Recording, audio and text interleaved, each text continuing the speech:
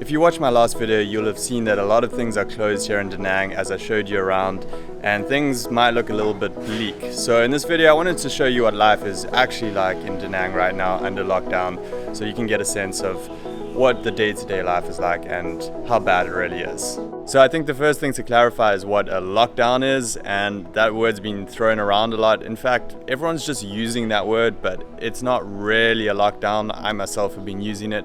All my friends are like, we're in lockdown, but actually last year in Da Nang was a lot worse when there was an actual lockdown where you were encouraged not to leave home at all, and you weren't allowed to be gathered with more than 2 people, so literally just one-on-one, and basically you're only allowed to go to the grocery store to pick up food and then come back home, and pretty much everything was closed. It's a bit better than that right now, so we're at a less strict level than that. Gatherings of 5 people are allowed, pickups and takeaways from restaurants are allowed. So I'm here at Loving Vegan, which is one of my go-to spots. They have really good cheap vegan food, Vietnamese style as well as like Western versions of dishes, and I just picked it up there. I actually got chili cheese fries, which are really good, and they're about like $2.50, something like that. That is cashew cheese, which is actually really good. And this is all in Da Nang. It's been a lot more strict.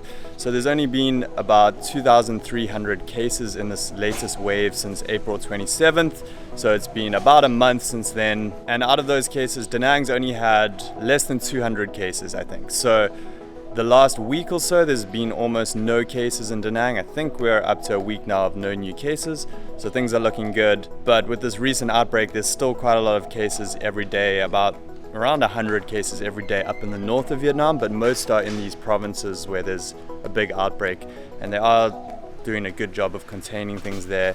There's only been about 120 cases up in Hanoi, and only a handful of cases in Ho Chi Minh City. I did just see the news this morning that restaurants are closing for sit down in Hanoi, so you can only do takeaway and collection now. So they're getting a little bit more stricter like Da Nang. So Da Nang's the city where there hasn't been a huge outbreak, but there are very strict measures in place.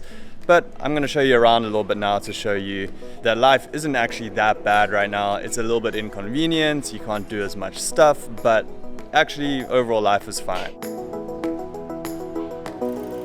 So first off, work-wise, a lot of schools have closed in Vietnam, so English teachers are mostly working online. A lot of schools have shifted online. So most English teachers here are working from home right now. I myself was lucky enough to have got a membership at a co-working space, which has not closed. They've just implemented social distancing. They're not accepting new memberships right now, but their current members, they are allowing to come in and be socially distanced. I'm really happy about that because it gives me a chance to go work somewhere outside of my house, because that was one of the things that got me last time around, is just being stuck at home so much of the time. So I'm happy for that, and I can work on our online TEFL course, which trains people to be English teachers. That's what we're focusing on right now at Ninja Teacher, so that we can help train people to become English teachers fully online with live sessions and a video recorded training course with lots of video content.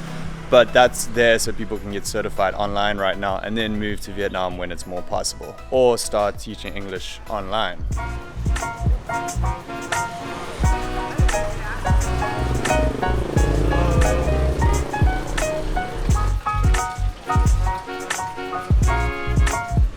Chào em. Nước mía. Một nước mía. So I'm getting some sugarcane juice, nước mía, and they grind it up in this machine here.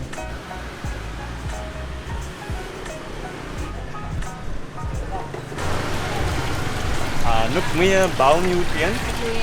10 nhé. Okay. So you can see this is also a smoothie place. You can get smoothies, and we got some fried stuff. Sausages, sweet potato fries, I think those are. Yeah, a few different things. But I just got my sugarcane juice. So refreshing. It's got an interesting taste too. They usually put some kumquats in, so it has a bit of a citrus taste.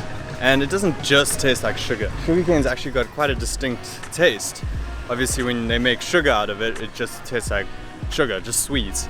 But when it's in a juice and it's just been squeezed, it's got a very distinct, fresh tasting taste.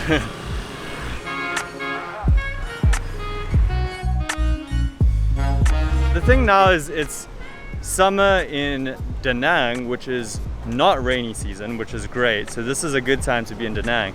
And it's just going into rainy season in Ho Chi Minh City. So I've been wondering about when the best time to go back to Ho Chi Minh City is, because if you've been following Ninja Teacher for a while now, you'll know that we have in-person TEFL training courses running in Ho Chi Minh City when the borders are open. That was going really well in 2019, and we've had to temporarily stop running those.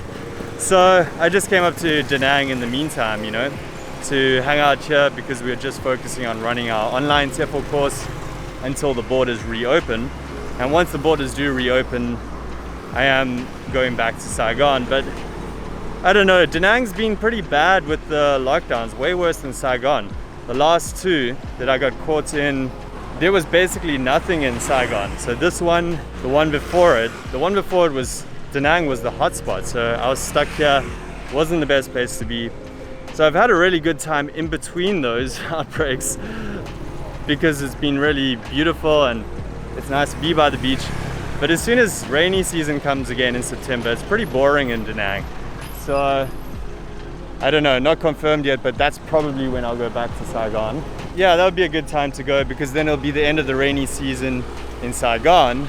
Uh-oh. Bad timing.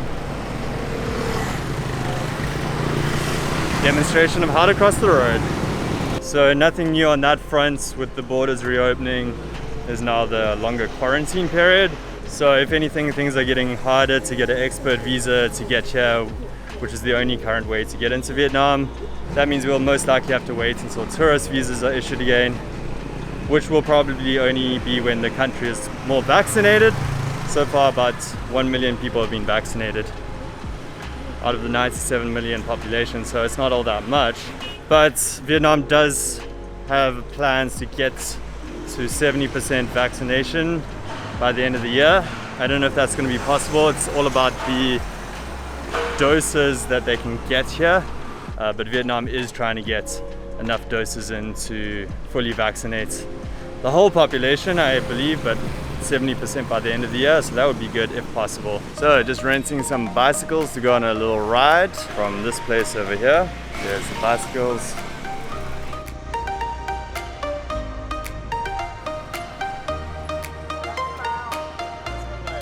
Mà vui em. Chào, chào chú. Chú em ạ. Chú khỏe không? Khỏe. Khỏe, okay. Okay. So we just took a little bike ride from that side of Da Nang all the way here to the bottom of Son Tra Mountain. And this was quite a nice idea. I've never actually ridden a bicycle in Vietnam.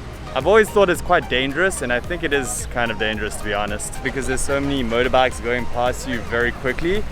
But right now it's a lot quieter because of COVID and this recent outbreak and the current semi-lockdown. So it's much more relaxed riding a bicycle, and this is my little bike here. Okay, riding. It's weird riding a bicycle now after riding motorbikes every day for years. How are you enjoying the motorbike? The bicycle ride, I mean. Good. Beautiful. Sunset looks like it's gonna be really nice. Quite nice and peaceful in this area here. Oh yeah, my helmet. I see people riding bicycles without helmets, but I probably wouldn't want to do that, to be honest, because you're still on the road with motorbikes and cars. So that's why I'm wearing this sexy looking helmet. Fish. So we cycled to this cool spot here which Jordan showed us. And how did you find this place, by the way? When I'm feeling like I just want to reset my mind, I'll just go for a little drive out or a little cycle out somewhere, not really knowing where I'm going, and I'll go on a little adventure. When I went to Son Tra, the road was closed on the way to Lady Buddha, so I took a left and then stumbled across this, and I was like, perfect. Nice. Just my place to come out and kind of reset. This must be part of the river, or is it part of the sea? I think it must be part of the sea because you got the sea fishing boats. Right, yeah, it joins up over there, I guess. Does anyone want to taste it, see if it's salt water? Ladies first. I think this is the keys. Find some cool little socially distanced spots here where you can just hang out and be in nature, watch the sunsets. There's a bunch of kids like playing on rafts in here too. It's pretty cool. It does look like a bird. There's kites up there and one of them looks like a bird. I'll be like, okay, I've been on the computer, I'm just gonna go for a drive, and I'll just drive for like half an hour to like an hour or something. And my brain afterwards is just like, Reset. yeah, it's just like I've just cleaned it. It's like I've got my brain, got a little brush, and I showed you guys the spreadsheet. I was just trying to come up with ideas of things that would be good to like keep me in a good mindset during this lockdown.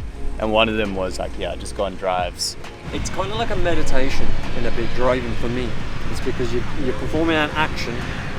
Like it's like the drive between Da Nang and Hoi An, because it's like a relatively straight road. For me, it's kind of like I'm driving. Obviously, I'm concentrating on driving, but because it's just one straight road, it's kind of just Automatic. like my brain can go into that kind of thinking / non-thinking zone, and I feel like I just go through so many ideas. It's kind of like being in a dream state. It's nice, and you just process all this stuff, and then by the time I get to Hoi An, I'm just like, oh, sweet. Yeah. That's when the best ideas happen, like the shower. Yeah, it's like being in the shower, kind of. Or in your car in traffic, because you are focusing on something, but you don't have to focus very hard, so then you're able to kind of pop up some other things. Yeah, it's definitely like a flow state, right? I've noticed that on also long motorbike trips when you're driving long distance, you really get into that zone.